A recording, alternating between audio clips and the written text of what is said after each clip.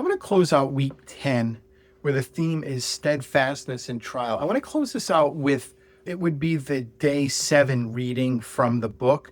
It's actually a reading from the book of Hebrews. It's chapter 12, verses 1 through 2. It says, "Therefore, since we are surrounded by so great a cloud of witness, let us also lay aside every weight and the sin that clings so closely.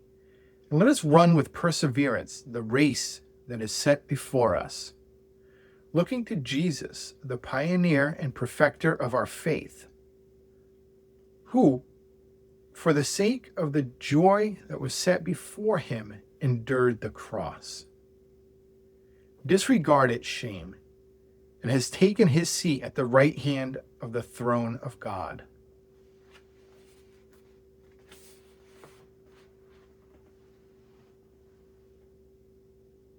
Now, the image of Jesus on the cross can oftentimes be somber, and it can invoke feelings of sadness. And rightfully it should. An innocent man gave his life in one of the most horrific manners for us, for our sake, for our sin.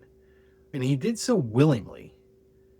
And he gave the perfect example of the theme for this week, which was steadfastness in faith. Jesus never wavered in his faith at all. And sometimes we can look at it and go, but he's God. And I get that, but he was also fully human, and he had human emotions and human feelings, which is evident in the Garden of Gethsemane, where he prayed for the Lord to take the cup away from him. But he also, in the steadfastness of faith, understood that it was God's will, not his. And that's where I think we all need to be looking at this from. I think sometimes, and myself included, and prior to writing this week's theme and reflections, I think I had a misconception of what steadfastness was. I think the way I approached my life and my anxiety and my fears prior to where I am at now, I would have thought of that as steadfastness, just putting your head down and just moving on. To me, that's what steadfast meant. But that's not what we're talking about this week. We're not talking about just rubbing some dirt on it and just moving on. We're talking about the steadfastness in faith is understanding that we are going to face trials. There are going to be challenges to our faith as we move forward. It's not only that God doesn't say we're not going to have them. In the Bible, it says often that we're going to face these challenges. And steadfastness is my understanding of it now, and the way we discuss it in all throughout week 10 is not that just trudging forward. It's understanding that you may waver. It's understanding that you may take your eyes off of the Lord. It's understanding that you may fall into a state of despair or fear or anxiety and just may find yourself despondent. But it's also realizing that in those moments, just turn to God. Take that little step forward. Take that next step, understanding that what you're going through it's okay. It's okay to waver a little bit. Steadfastness is not unwavering.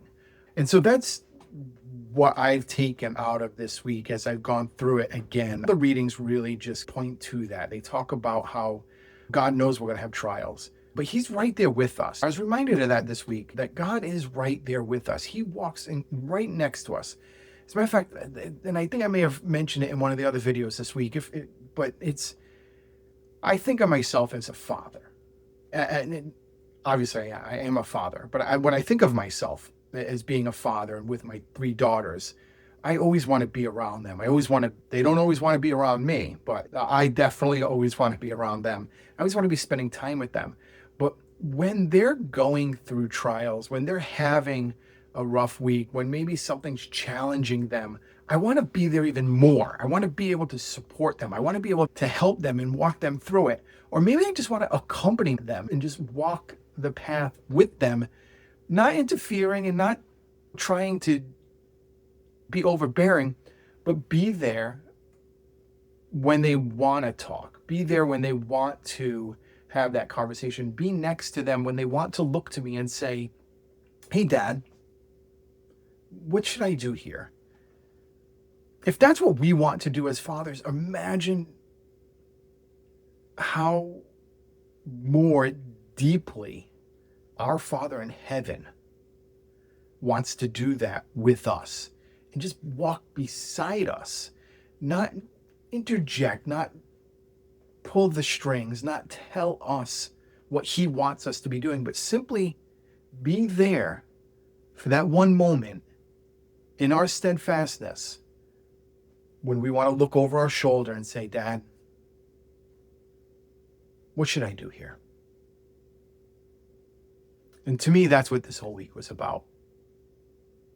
For those of you who have joined us the entire week, you've walked this path with us a little bit. For those of you that are just joining us today, thank you very much. So if you haven't already done so, just please go ahead and subscribe. Thank you very much, and God bless.